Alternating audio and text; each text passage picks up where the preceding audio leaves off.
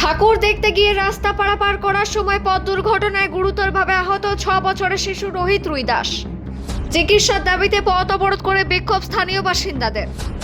স্থানীয় সূত্রে খবর, পাণ্ডবেশ্বরের মুচিপাড়া সার্ভিস রোড পুরনো স্টেট ব্যাংকের কাছে 6 বছরের শিশু রোহিত রুই দাস রাস্তা পারাপারের সময় দ্রুত গতিতে আসা একটি বাইক তাকে ধাক্কা মারে।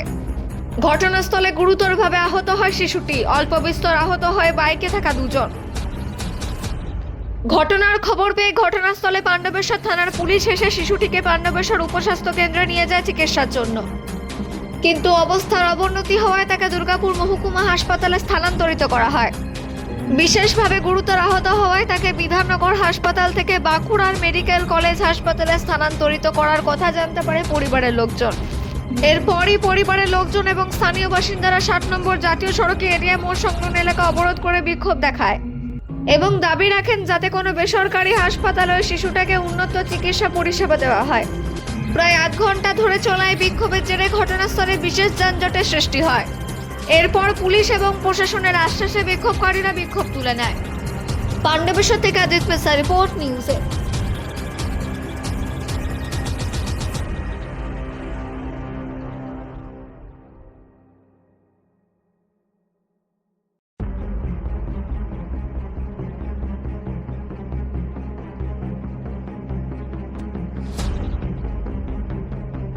এখানে ভালো করে শোনো, একটা বাইক, বিহারের বাইক, দুটো বাচ্চা, দুজনেই বাচ্চা ছেলে, একজন মোটামুটি 17-18 বছরের ছেলে হবে, একজন আরও বাচ্চা পিছনে বসেছিল, ওরা বাইক নিয়ে আসছিল।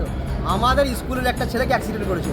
আমাদের স্কুলের বাচ্চা ছেলেটা খুব সিরিয়াস আছে, মাথায় লেগেছে, হেলথ সেন্টারে ট্রিটমেন্ট হলো। সেখান থেকে পুলিশ প্রশাসন ব্যবস্থা করে এখন বিধাননগরে পাঠিয়েছে।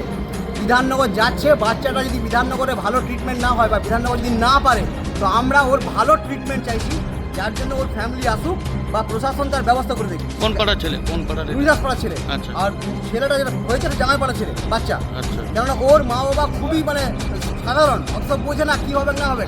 তো বাচ্চাটাকে যেন না হারিয়ে ফেলে, তার জন্য বিধাননগর যদি ভালো ট্রিটমেন্ট না দেয়, ইমিডিয়েট ভালো হসপিটালের ব্যবস্থা করুক। সেটা প্রশাসন করবে না ওর ফ্যামিলি করবে, প্রশাসন দাঁড়িয়ে আছে, প্রশাসন থেকে আমরা এটাই বলছি, এটা আমাদেরকে ইমিডিয়েট করে দেওয়া হোক। আচ্ছা, এই যে দ্রুত গতিতে গাড়ি চালানো হচ্ছে, এটা নিয়ে কী বলবেন? এইখানে প্রচুর স্পিডে গাড়ি চালানো হয়। প্রশাসনকে একটা রিকোয়েস্ট করবো, যদি যারা স্পিডে গাড়ি চালাচ্ছে তাদেরকে বাইক সিজ করে দেয়। বাচ্চা ছেলেরা যারা গাড়ি চালাচ্ছে, লাইসেন্স ছাড়া চালাচ্ছে, তাদেরকে বাইকে সিজ করে দেয়। কটার সময় ঘটনাটা হয়েছে? এইটা হয়েছে মোটামুটি আরও 2 ঘন্টা আগে হবে, প্রায় 2 ঘন্টা 1 ঘন্টা আগে ঘটনাটা ঘটেছে।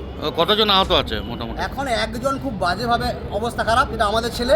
আর ওদের যে পিছনে বাচ্চাটা বসেছিল, সেই বাচ্চাটার অত লাগেনি, মোটামুটি নাকটা ভেঙেছে, ঠিক আছে।